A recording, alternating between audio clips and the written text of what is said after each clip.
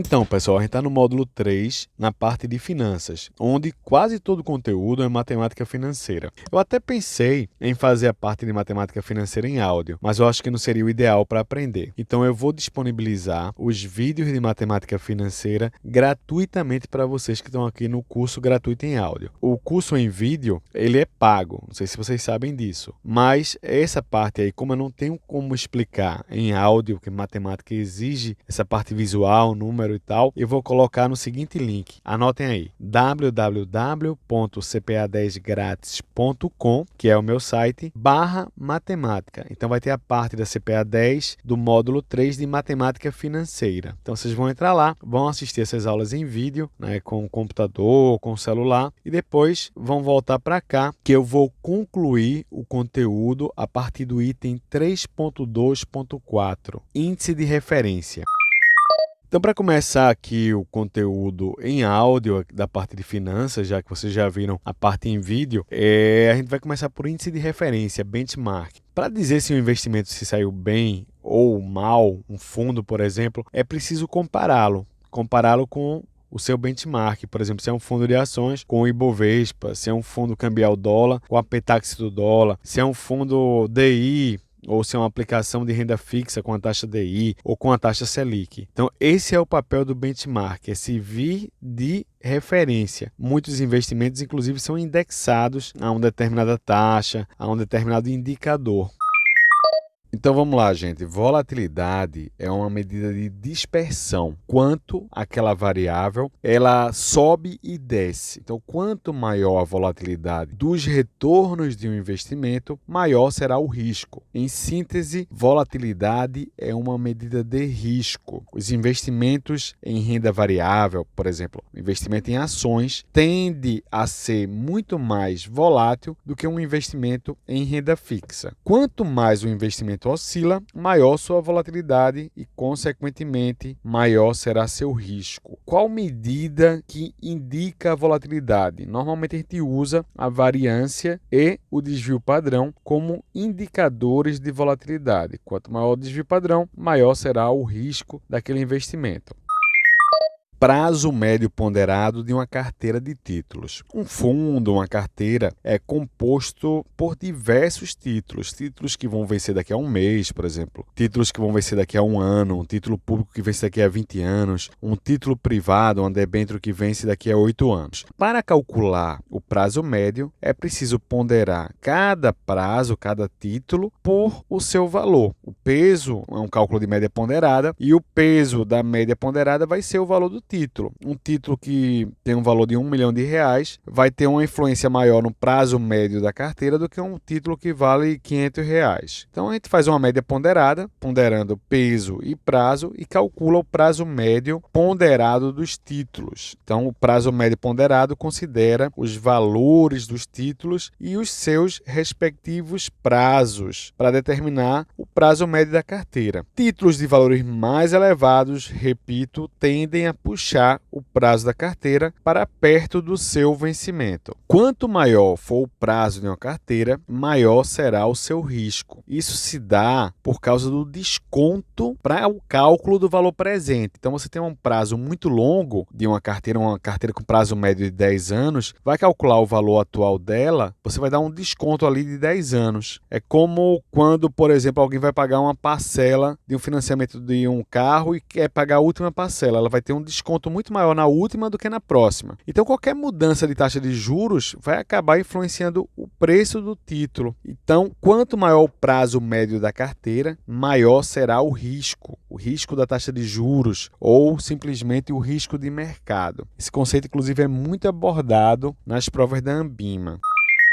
Para entender o prazo médio, eu coloquei um exemplo. Vocês podem baixar lá a nossa apostila em www.cpa10gratis.com. É sempre bom pegar um material mais visual, e aí eu recomendo quem tiver condições de fazer o nosso curso em vídeo. Isso vai ajudar a fixar, usar as diferentes inteligências, memórias. Tá? O curso em vídeo é bem bacana, super bem editado. Mas vamos lá, como é que é o exemplo lá do prazo médio ponderada. Eu simplifiquei. Peguei duas carteiras, A e B. Cada uma tem dois títulos. Um de R$ 1 milhão e outro de 2 milhões. Então, a soma dos títulos da carteira A dá 3 milhões e o da carteira B também dá 3 milhões. Só que o título de 1 milhão vence com 1 ano na carteira A. E o de 2 milhões, que é o de maior valor, vence com 5 anos. Ele vai puxar, esses 2 milhões vão puxar o prazo para perto de 5 anos. E na carteira B, o de 2 milhões vence com 1 ano. E o de 1 milhão vence com 5 anos. Então, o prazo da carteira B vai ser menor, porque o título de 2 milhões vence logo. E aí, eu mostro lá uma média ponderada, né, um cálculo simples de média ponderada, mostrando que a carteira A tem um prazo maior, 3,67 anos, do que o da carteira B, que tem 2,33 anos. E aí vocês me perguntam, Antônio, precisa saber fazer cálculo de média ponderada? Para a prova, não. Eu acho que para a vida vale a pena, mas para a prova não vai cair. O que eu preciso saber, então, desse assunto aí de prazo médio ponderado? Saber que carteiras, mesmo com valores iguais ali dos títulos, podem ter prazos diferentes e quanto maior o prazo, maior o risco. O risco de mercado, o risco da taxa de juros ou simplesmente o risco geral. Isso é bom ter em mente antes de fazer a prova.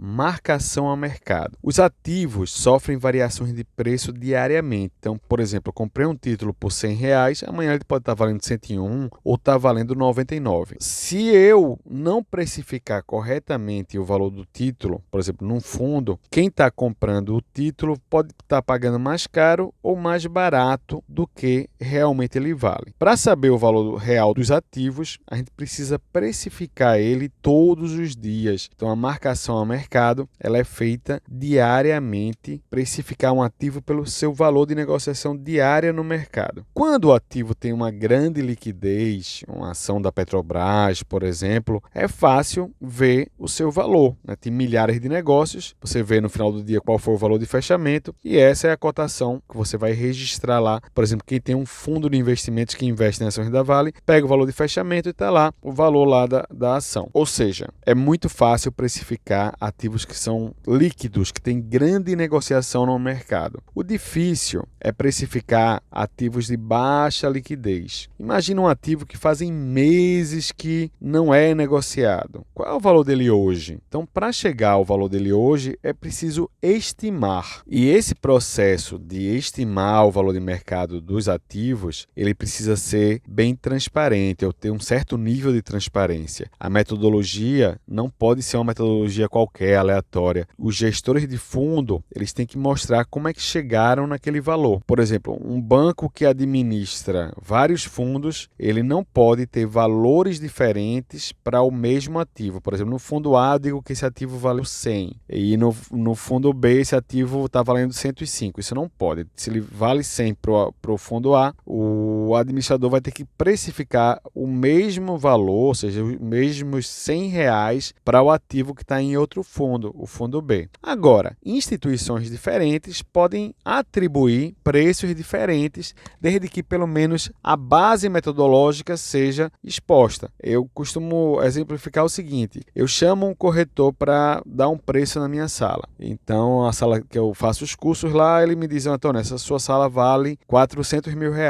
Se eu chamar um outro corretor, ele pode precificar, por exemplo, em 380 mil ou em 420 mil. São métodos diferentes de precificar, são cabeças diferentes. Mas ele não pode, por exemplo, precificar a sala do meu vizinho, que é idêntica à minha, um espelho da minha, tudo igual, por valores muito diferentes, ou mesmo diferentes, se fosse o caso de um fundo. Essa é uma questão aí dentro da marcação a mercado, como estimar ativos de baixa liquidez. Uma outra questão que é abordado dentro da prova da Ambima é a seguinte: os ativos pré-fixados, eles podem ter variações no seu valor de mercado. Ativo pré-fixado é aquele que você já sabe o quanto vai ser remunerado. Você compra ele e já sabe quanto vai receber lá na frente. Esses ativos, por incrível que pareça, são mais arriscados. Se você fizer um cálculo de desvio padrão, de volatilidade, vai ver que os ativos pré-fixados são mais arriscados do que os ativos pós-fixados. Muita gente não consegue entender isso. Como é que eu poderia perder dinheiro num ativo pré-fixado? Por exemplo, eu compro um título que rende 15%. Eu pago R$ 1.000 nele e ele vai me render 15%, ou seja, daqui a um ano eu vou tirar 1.150. Teria como perder dinheiro com esse título? Isso é, se o emissor realmente pagar o que ele deve, eu tenho como perder dinheiro no título pré-fixado? Sim. Imagine o seguinte, amanhã um título igual ao meu, de emissão da mesma empresa, resolve pagar uma taxa de juros maior, 20%. Então quem comprar um novo título paga 1.000 e recebe 1.200. Relembrando, o meu só rende 15%, o novo título rende 20%. Então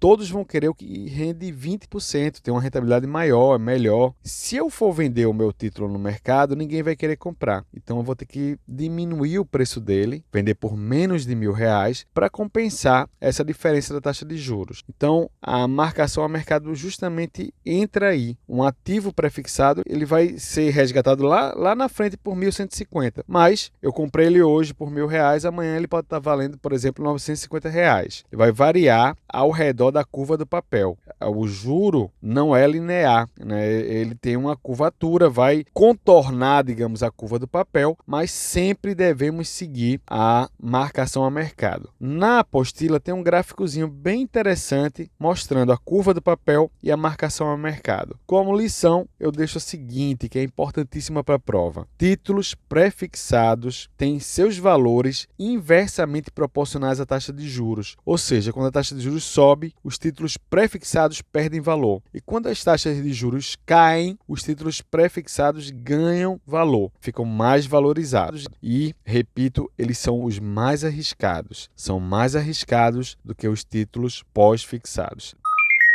Então, pessoal, o último tópico da parte de economia e finanças, mercado primário e mercado secundário. Esse é um tema recorrente nas provas da Anbima, cai não só na CPA 10, mas também na CPA 20. Aproveito para fazer uma propaganda. Quem quiser fazer um curso em vídeo super legal para CPA 20, entra em www.cpa20gratis.com. É o meu curso. A gente também trabalha com cursos presenciais para a CEA. Na verdade, também trabalha com cursos presenciais em todo o Brasil. Basta entrar em contato que a gente consegue organizar uma turma. Mas vamos lá. Mercado primário e mercado secundário. É simples esse aí e está dentro, como eu disse, de diversas questões de prova, em todas as provas da Anbima. O mercado primário é o local onde um título é vendido pela primeira vez. Ele gera recursos para o agente emissor. Por exemplo, quando o Tesouro emite um título federal, esse dinheiro vai para o governo federal. Então é um mercado primário. Quando uma empresa emite debêntures, emite novas ações, aquele dinheiro vai para a empresa que emitiu. Então o mercado primário é a primeira vez que um título é vendido. Por exemplo, as ações são vendidas antes de entrar na bolsa, né? Um processo que a gente chama de IPO, onde tem uma reserva e tal. E quando ela vai para a bolsa, a empresa já não ganha mais nenhum real naquelas ações. Por quê? Troca de mãos. Por exemplo,